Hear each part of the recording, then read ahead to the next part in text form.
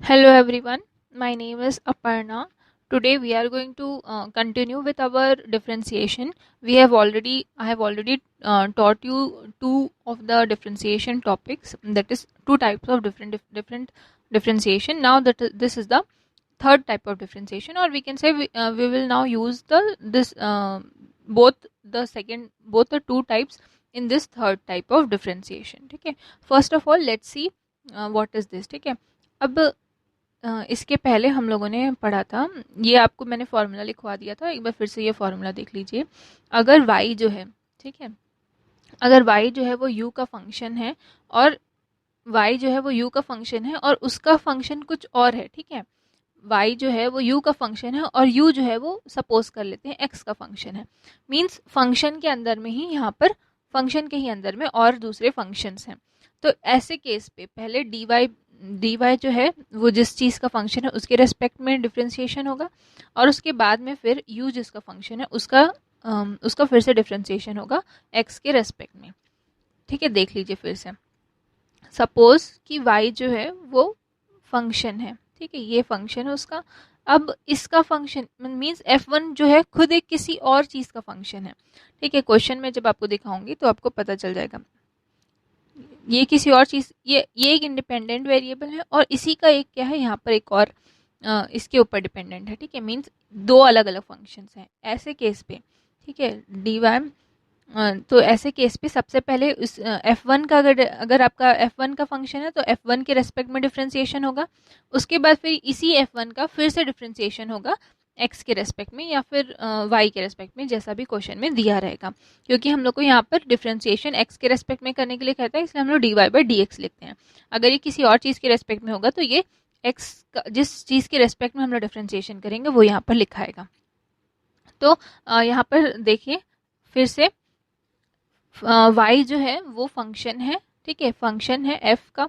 ठीक है, f फिर किसका फंक्शन है, f1 का, और f1 खुद ही एक क्या है, एक दूसरा ही एक अलग फंक्शन है। ऐसे केस पे dy बाय जब dx निकाला जाएगा तो सबसे पहले हम लोग जो डिफ्रेंसिएशन करेंगे वो f1 मीन्स f1 का फंक्शन है तो f1 के रेस्पेक्ट में करेंगे और उसके बाद में फिर से f1 का डिफ्रेंसिएशन f1 का डिफ्रेंसिएशन निकाला जाएगा x के रेस्पेक्ट में। ठीक है, देखिए सबसे पहले हम लोगों ने ये ऐसे टाइप के क्वेश्चंस पढ़े थे जिसमें डायरेक्टली हमको फॉर्मूला था, ये आपका क्या है, ये फंक्शन है x का, जो कि डायरेक्टली यहाँ पर y के ये आपका इंडिपेंडेंट वेरिएबल है और ये जो है वो आपका डिपेंडेंट वेरिएबल है। मींस x जो है वो किसी के भी चीज़ के ऊपर डिपेंड नहीं करता, किसी दूसरी चीज़ के ऊपर डिपेंड नहीं कर रहा है, लेकिन y जो है वो x के ऊपर डिपेंड कर रहा है। ठीक है, कैसे, सपोज कर लेते हैं हम लोग x का वैल्यू को 1 रख देते हैं। ठीक है, x की वैल्यू 1 रख देंगे तो 1 क्या है, एक इंडिपेंडेंट वेरिएबल है, वो किसी के ऊपर भी डिपेंडेंट नहीं है। लेकिन y जो है वो x के ऊपर ही डिपेंडेंट है, तो 1 अगर रखेंगे तो y का वैल्यू क्या हो जाएगा, 1 आएगा। तो y जो है वो यहाँ पर क्या है, डिपेंडेंट वेरिएबल है और x जो है वो इंडिपेंडेंट वेरिएबल है। ये सबसे पहले हम लोगों ने इस टाइप के क्वेश्चंस बनाए थे जिसमें हम लोग को जो फंक्शन जो था वो डायरेक्टली क्या था, फॉर्मूला से रिलेट हम लोग कर पा रहे थे, डायरेक्टली फॉर्मूला को पुट करते थे और हमारा आंसर आ जाता था। सेकेंड टाइप में मैंने आपको ये टाइप बताया था जिसमें कि आपके दो फंक्शंस रहेंगे, दो अलग अलग फंक्शंस रहेंगे। इसका भी हमको फॉर्मूला पता है, इसका भी फॉर्मूला हमको पता है। तो हम लोग वो दोनों या तो मल्टीप्लिकेशन में रहते थे या तो फिर डिवीजन में रहते थे। तो ये आपका सेकेंड टाइप का था। थर्ड टाइप में जो फंक्शन वाले में टाइप बता रही हूँ वो देखिए, वो आपका ये है।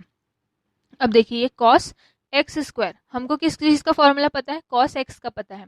एक्स स्क्वायर का खुद का अलग एक फॉर्मूला होता है। ठीक है, एक्स स्क्वायर का एक अलग फॉर्मूला होता है और कॉस एक्स का एक अलग फॉर्मूला होता है। और क्योंकि ये क्या है, इसी के ही अंदर है, फंक्शन का भी क्या है, फंक्शन है यहाँ पर, फंक्शन का फंक्शन, यहाँ पर दो अलग अलग फंक्शन है, दोनों का अलग अलग फॉर्मूला है।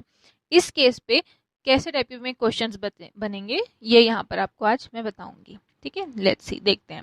ये वाले ही क्वेश्चन को हम लोग सबसे पहले लेते हैं, कॉस एक्स स्क्वायर। इस केस पे सबसे पहले y आपका क्या है, कॉस एक्स स्क्वायर है, तो हम लोग सबसे पहले एक्स स्क्वायर को ले लेंगे t। ठीक है, एक्स स्क्वायर को क्या लेंगे, t लेट कर लेंगे। फिर क्या हो जाएगा, हमारा जो फंक्शन है वो चेंज क्या हो जाएगा, y is equals to cos t हो जाएगा।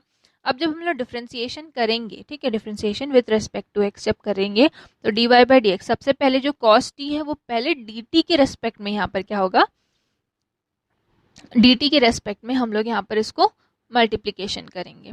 मीन्स dt के रिस्पेक्ट में यहाँ पर डिफ्रेंसिएशन करेंगे और उसके बाद फिर से इसी t का हम लोग फिर से डिफ्रेंसिएशन निकालेंगे।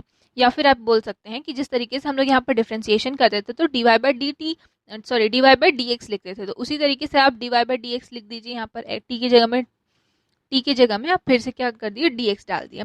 अब हम लोग जिसका भी फंक्शन है उसको हम लोग डिवाइड और मल्टीप्लिकेशन कर दिए, dt को यहाँ पर डिवाइड कर दिए और यहाँ पर मल्टीप्लिकेशन कर दिए, तो हमारा जो आंसर है वो यहाँ पर आ जाता है। ठीक है, फिर से देखिए dy by dx है, ये हमारा क्वेश्चन है।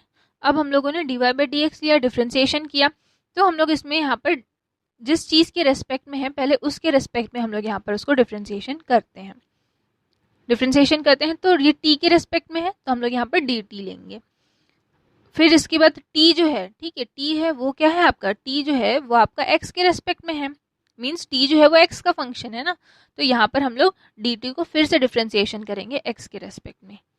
या फिर आप कैसे समझ सकते हैं, जैसे dy by dt हम, तो अब यहाँ पर क्या किया, d cos t upon dx करते हैं अपन, तो हम लोगों ने यहाँ पर क्योंकि हम लोगों के पास हम लोगों ने t को क्या किया, लेट किया है, सपोज किया है, तो हम लोग dt और dt से डिवाइड और मल्टीप्लिकेशन यहाँ पर कर देंगे।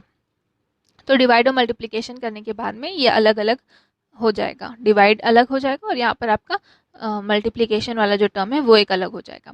फिर इन दोनों को अलग अलग सॉल्व करेंगे। ठीक है, cos t इसको अलग सॉल्व करेंगे और इसको अलग सॉल्व करेंगे। तो यहाँ पर देखिए ये क्या है, डी cos t और dt है, तो यहाँ पर cos t का जो आपका फॉर्मूला होता है वो क्या होता है, cos t का फॉर्मूला होता है साइन माइनस साइन टी, तो यहाँ पर आपका आंसर आ गया माइनस साइन टी। अब यहाँ पर देखिए दोनों मल्टीप्लिकेशन में है, लेकिन हम लोग यहाँ पर मल्टीप्लिकेशन का फॉर्मूला नहीं लगाएंगे। क्यों नहीं लगाएंगे, क्योंकि जो प्रीवियस क्वेश्चंस थे उसमें ये एक अलग मतलब मींस ये जो आप dt लिया गया है वो क्या है, इसी का ही टर्म है। ठीक है, इसलिए हम लोगों ने यहाँ पर हम लोग फिर से मींस मल्टीप्लिकेशन वाला फॉर्मूला यहाँ पर यूज़ नहीं करेंगे। यहाँ पर हम लोग इसको डिफ्रेंसिएशन करने के बाद उसको मल्टीप्लाई कर देंगे। ठीक है, तो यहाँ पर आपका माइनस साइन टी आ गया और यहाँ पर dt by dx है, तो dt by dx अब t की जगह पे हम लोगों ने जो लेट किया था, जो वैल्यू ली थी उसको हम लोग यहाँ पर पुट कर देंगे, तो क्या आ जाएगा dx स्क्वायर बाय dx। अब dx का मीन्स x स्क्वायर का क्या होता है आपका differentiation, 2x n minus one means 2 minus 1, तो ये क्या आएगा 2x आ जाएगा। अब यहाँ पर जो t था इसी t के ही रेस्पेक्ट में हम लोगों ने t का जो हम लोगों ने वैल्यू लिया था, सपोज किया था, उसको भी हम लोग यहाँ पर रख देंगे, तो एक्स स्क्वायर आ गया और ये हो गया आपका 2 डिफ्रेंसिएशन एक्स स्क्वायर का। तो ये जब हम लोग इसको सॉल्व करेंगे तो क्या आएगा, x sine minus sine x square into 2x, इसको आप अरेंज कर देंगे तो minus 2x sign x square, ये हो गया आपका आंसर। नेक्स्ट देखिए अब हम लोगों ने क्वेश्चन में जो हम लोगों ने पढ़ा था, जो फर्स्ट जो टॉपिक थे, जब फॉर्मूला हम लोगों ने याद किया था, तो हमारे पास फॉर्मूले में था e to the power x। ठीक है, e to the power x हमारे पास फॉर्मूले में था। अब यहाँ पर क्या है, e to the power x square है। ठीक है, e to the power x square है, x स्क्वायर क्या है, खुद एक फंक्शन है और e to the power x एक अलग फंक्शन है। तो फिर से हम लोग वैसे ही करेंगे, y is equals to e to the power x square को हम लोगों ने यहाँ t ले लिया, फिर क्या हो जाएगा y is equals to e to the power t, फिर differentiating both side with respect to x, तो dy by dx is equals to क्या होगा, d by dt of et। ठीक है, et के रेस्पेक्ट dt के रेस्पेक्ट में हम लोग यहाँ डिफ्रेंशिएशन किया, फिर t को हम लोग फिर से क्या करेंगे, डिफ्रेंशिएशन करेंगे x के रेस्पेक्ट में, तो dt अपॉन dx।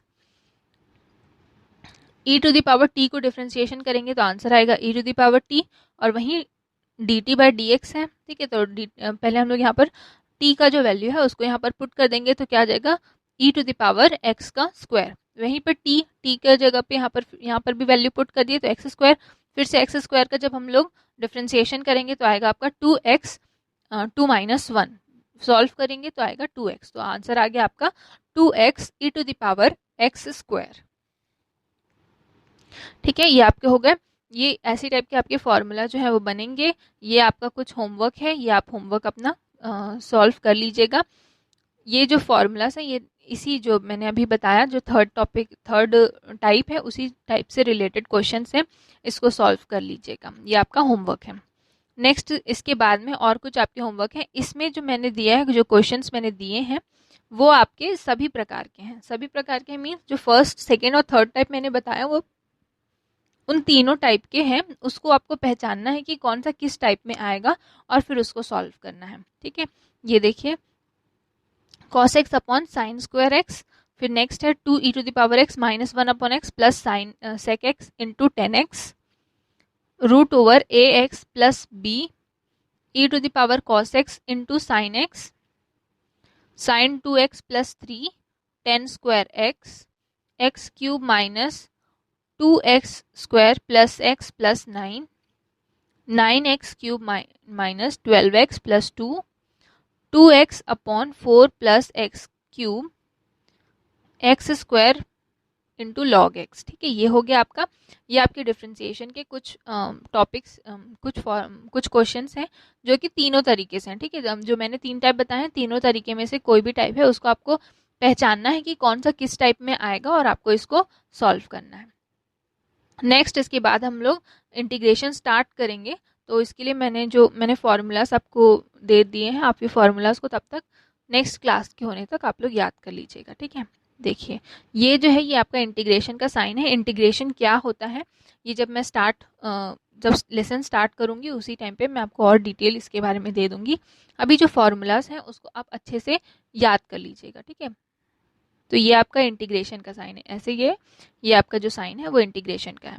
तो इंटीग्रेशन ऑफ डी एक्स, ठीक है, डी एक्स है मीन्स यहाँ पर ब्लैंक है, कुछ नहीं है, तो इंटीग्रेशन ऑफ डी एक्स होगा x, integration of x to the power n डी एक्स इज इक्वल्स टू एक्स to the power N plus 1 upon n plus 1। ठीक है, x to the power N plus 1 upon n plus 1, integration of 1 upon x d x log e x, integration of e to the power x dx e to the power x, integration of sin x dx minus cos x, integration of cos x dx sin x, integration of sec square dx sec square x dx is equals to 10x, integration of cosec square x dx is equals to minus cot x, integration of dx upon 1 plus x square is equals to 10 inverse x, integration of dx is equals dx upon root over 1 minus x square is equals to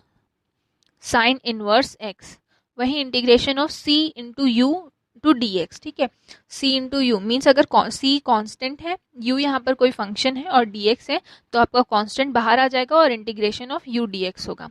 वहीं यहाँ पर दो formulas हैं, यहाँ पर multiplication वाले हैं और ये आपका मल्टीप्लिकेशन का फॉर्मूला है, तो u और dv। ठीक है, अगर दो फंक्शन है u और u into v d x, तो u सबसे पहले u बाहर निकालेंगे, v का इंटीग्रेशन करेंगे, v ऑफ dx माइनस फिर से बड़ा मीन्स यहाँ पर एक बड़ा इंटीग्रेशन होगा, इसके अंदर ब्रैकेट में dx du by dx into फिर से एक छोटा इंटीग्रेशन v dx, फिर क्लोज, फिर इन सभी का इन पूरे ब्रैकेट का फिर से डिफ्रेंसिएशन dx। अब वहीं पर एक और है integration of u plus minus है, v है, प्लस माइनस w है और dx है, तो क्या होगा, तो आपका पहले ये तीनों जो इंटीग्रेशन है वो अलग अलग पार्ट्स में बढ़ जाएंगे, तो integration of u dx plus minus integration of v dx plus minus integration of w dx। अगर आप देखेंगे गौर से इस फॉर्मूले को, तो देखिए जो हम लोगों ने डिफ्रेंसिएशन में पढ़ा था ये फॉर्मूला सारे उसी के ठीक उल्टे हैं। ठीक है, जब हम लोग x का डिफ्रेंसिएशन करते थे तो हमको 0 मिलता था, मीन्स कुछ भी नहीं मिलता था, ब्लैंक आता था। उसी तरीके से जब हम लोग इंटीग्रेशन करेंगे किसी भी ब्लैंक का, जब dx का इंटीग्रेशन करेंगे तो हमारा वैल्यू क्या आ रहा है, x आ रहा है। उसी तरीके से जब हम लोग x to the power n का डिफ्रेंसिएशन करते थे तो आंसर आता था x to the power n minus 1। ठीक है, x to the power n आपका आंसर आता था n x to the power n minus 1। यहाँ पर जो n रहता था वो यहाँ पर मल्टीप्लाई होता था, यहाँ पर आपका डिवाइड हो गया। ठीक है, यहाँ पर और उसमें माइनस था, n माइनस 1 था, यहाँ पर n प्लस 1 है और नीचे में n प्लस 1 फिर से है। लॉग ई एक्स का जो डिफ्रेंसिएशन करते थे तो आपका आंसर आता था 1/x, तो वहीं पर यहाँ पर अब क्या होगा, ठीक उसका उल्टा होगा, 1/x का जब हम लोग डिफ्रेंसिएशन करेंगे तो आंसर आएगा आपका log x। उसी तरीके से e to the power x का डिफ्रेंसिएशन करने के बाद भी e to the power x आता था और इंटीग्रेशन करने के बाद भी e to the power x ही आएगा। वहीं sin x का जब हम लोग डिफ्रेंसिएशन करते थे तो cos x आता था, यहाँ भी cos x आया है, लेकिन यहाँ पर एक्स्ट्रा आ गया है आपका माइनस का साइन। cos x का जब हम लोग डिफ्रेंसिएशन करते थे तो आपका आता था माइनस साइन एक्स, ठीक है, डिफ्रेंसिएशन आता था माइनस साइन एक्स। जब हम लोग cos x का इंटीग्रेशन करेंगे तो आएगा साइन एक्स। वहीं पर फिर से टेन एक्स का जब हम लोग डिफ्रेंसिएशन करते थे तो आता था आंसर में सेक स्क्वायर एक्स। यहाँ पर ठीक उसका उल्टा है, सेक स्क्वायर एक्स का जब डिफ्रेंसिएशन करेंगे तो आएगा टेन एक्स। उसी तरीके से इसमें कॉट एक्स का जब हम लोग डिफ्रेंसिएशन करते थे तो आता था कोसेक स्क्वायर एक्स। यहाँ पर जब हम लोग कोसेक स्क्वायर एक्स का इंटीग्रेशन करेंगे तो आएगा माइनस कॉट एक्स। उसी तरीके से जब डिफ्रेंसिएशन करते थे टेन इनवर्स एक्स का तो आपका आंसर आता था 1/1 प्लस एक्स स्क्वायर। तो यहाँ पर 1 प्लस एक्स स्क्वायर का जब इंटीग्रेशन करेंगे तो आपका आंसर आएगा टेन इनवर्स एक्स। उसी तरीके से साइन इनवर्स एक्स का जब डिफ्रेंसिएशन करते थे तो आंसर आता था 1/√1 माइनस एक्स स्क्वायर। यहाँ पर अब 1/√1 माइनस एक्स स्क्वायर का जब इंटीग्रेशन करेंगे तो आपका आंसर आएगा साइन इनवर्स एक्स। ये वाला जो फॉर्मूला है ये तो पहले भी डिफ्रेंसिएशन में भी ऐसा ही था और इंटीग्रेशन में भी ऐसा ही है। यहाँ पर मल्टीप्लिकेशन वाला जो फॉर्मूला है वो बहुत ही ज़्यादा चेंज हुआ है, तो आप ये फॉर्मूला को बहुत अच्छे तरीके से याद कर लीजिएगा, ठीक है। अब इसके बाद हम अपने नेक्स्ट चैप्टर में देखेंगे, नेक्स्ट लेसन में देंगे। Thank you.